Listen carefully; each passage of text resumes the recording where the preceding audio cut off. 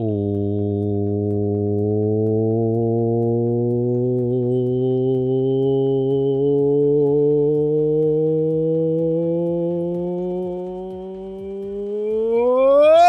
up, everybody? Coach Mills here, coming at you with a brand new Valorant video. And in this video, we gotta break down a lot of crazy things about the biggest event that Valorant has ever seen, period. So we're gonna be breaking all that down. Smash that like and subscribe, and go to the GameLeap website in the links down below for tons of high quality in-depth guides. If you want to learn the meta, climb at an extremely fast rate, we got in-depth advanced guides just for you down below. But without further ado, let's jump into the video. Now, a lot of you know about the upcoming Valorant Masters event, how it's gonna be the first LAN event, and it's gonna be in Iceland. And you know that a lot of the qualifications are happening right now, but besides that, things just get freaking nuts. There's a lot of graphs, there's a lot of people qualifying, not qualifying, getting a second chance, getting eliminated. It's just a freaking mess. I can show you this picture right now that's leading up to the Masters event, and it just looks absolutely like a clusterfuck, if I'm being honest. Very convoluted, so I'm gonna trim it up for you. I'm gonna make it as simple as possible. So the first thing that we gotta look at is the Masters event itself, the LAN event that is happening, the big event. And as you see in this graph right here, this is how many teams from each region are qualifying. 2 from the Brazilian region, 2 from the EU overall EMEA region, 2 from the NA region, 1 from the Japan region, 1 for the Korean region, 1 for the Latin America region, and 1 for the Southeast Asian region. Now, the immediate next question that you should be asking is, okay, what teams are qualified? Well, we don't quite know what teams are qualified yet, but let's run down what's happening in NA and some of the other regions so you get an idea of what teams are probably gonna qualify or what teams could be qualifying. As of yesterday, the Grandmaster Challengers 2 Stage 2 final just happened where C9 lost to Sentinels. That's right, TENZ destroyed his own freaking org. But the thing is, they were both top 4, so they already qualified for essentially the final tournament that's going to decide who the 2 representatives that are going to be going to this Masters event. In fact, we know all the NA teams that are going to qualify based on this event and the last event, so this is all you need to know at this point. There are 8 teams in NA that are going to be competing for 2 spots, and there's only 1 more tournament to decide, and the tournament date is going to be this next weekend. We have the bracket pulled up right here, and as you can see, 100 Thieves, Andbox, Version 1, Sentinels, Envy, Cloud9 Blue, XSET, and NRG are the 8 teams that are going to be participating for a chance to get those 2 spots. Now, what's really important for you to understand is that the winner of the lower final and the winner of the upper final are going to be the 2 people in the grand final competing for prizes, and also the 2 people that are going to be representing North America. So that's just something that's generally important for you to understand. Technically, you could make it into the Masters event as an NA team. If you only lost to 1 team, you could lose to that same team twice, but as long as you only lose to 1 team and you beat all the other teams, you will qualify. For example, let's say 100 Thieves and Sentinels make it to the upper semis, and then Sentinel loses, but they win out through the lower bracket all the way, beating the lower final, and then they lose to 100 Thieves again in the grand final.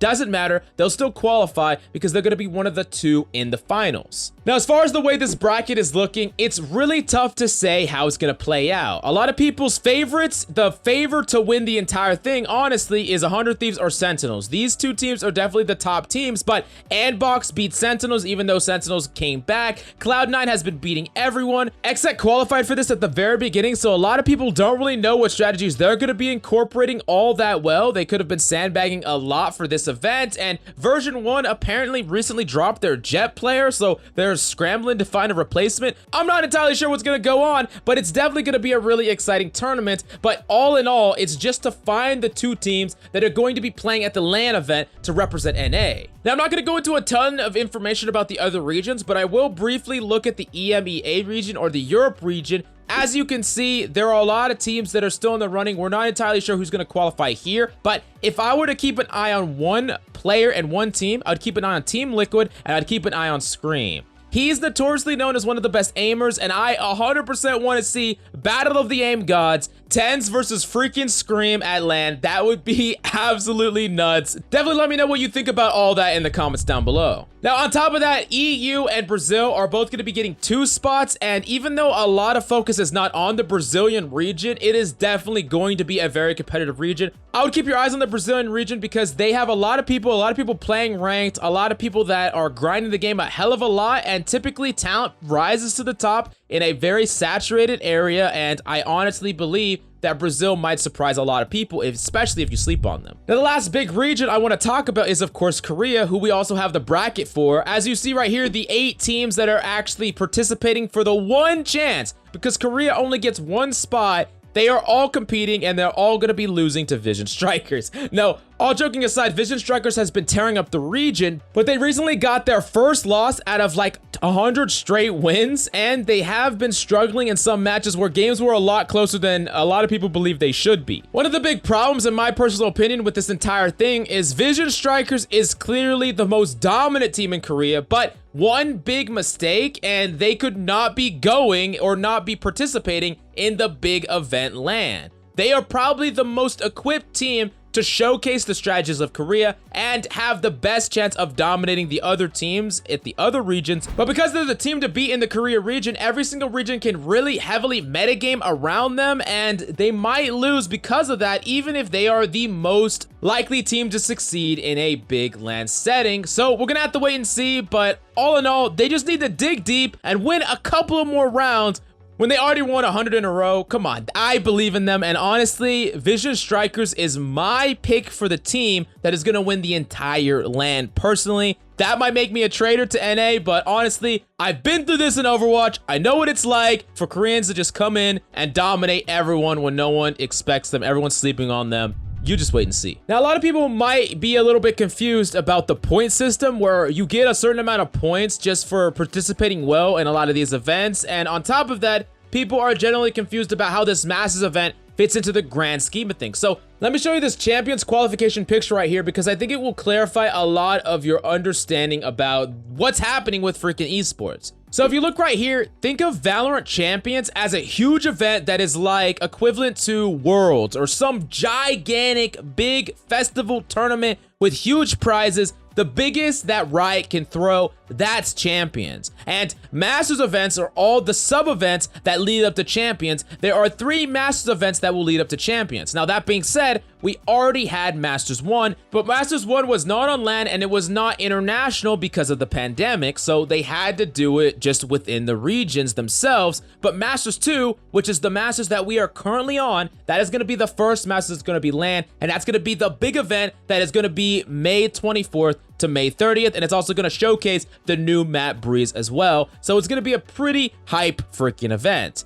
Now, that being said, there is another Masters, a Masters 3. It's probably going to be another LAN event. We don't know where it's going to be. We don't know when it's going to happen, but it's going to happen sometime after Masters 2. Now, if you look at the right side, you can see the qualifications, and you will see how people qualify with circuit points. Remember, circuit points are different points you get depending on how you place at different events, whether it's the Challengers mini events, whether it's the Masters events themselves. You get various amount of points, and that means that you don't necessarily have to compete really hard at the end. If you are consistently doing above and beyond everyone else, you will qualify for whatever region depending on how many slots they have dedicated to the circuit points. For example, if we look at the top, NA gets 2 slots dedicated to circuit points. So the top 2 teams in NA that have the most amount of points for that region will get a qualification to the big Champions event, which everyone's going to want to get into. It's going to be the hypest event, maybe one of the most hyped events we've seen in FPS in a long time. Now, you see that every single region has a different amount of slots depending on the size of the region, the participation, and a number of other factors similar to the Masters event, and that's how many people can get in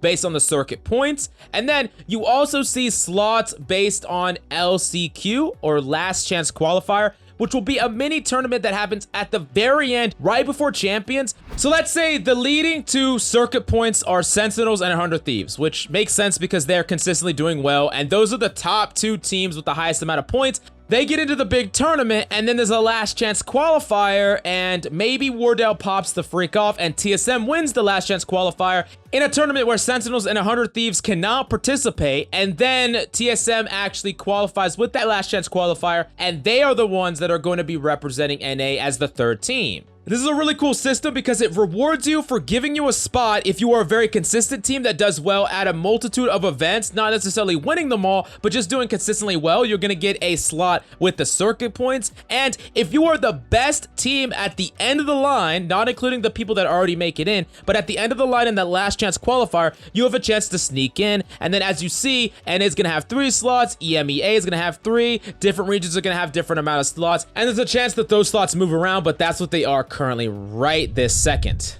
Now, on top of this, there's one more slot that automatically gets into Champions, and that's the Masters 3 winner. So that's not this current LAN event that's going to happen in May 24th. It's the next LAN event that hasn't been announced yet. Whoever wins that gets an auto invite back. It's like the champions or the most recent champions get to come back and reclaim their title. You got to remember that a lot of teams that do very well in these Masters events are going to get a ton of points, so they're very likely to jump up multiple spots in the circuit point leader. So it's really a battle of points for the long term, but simply winning a lot of these events or doing very well in a lot of these events are going to give you enough points to qualify, especially versus teams that just didn't even make the event, period. Now, on top of that, let's say that someone in NA had the circuit points to be qualified just based on their points alone, but then they became the Masters 3 winner. Now, the next team that has the next most points in NA would be qualified. So let's say it's like 100 Thieves and Sentinels, but then Sentinels wins freaking Masters 3, the next big LAN event. Now,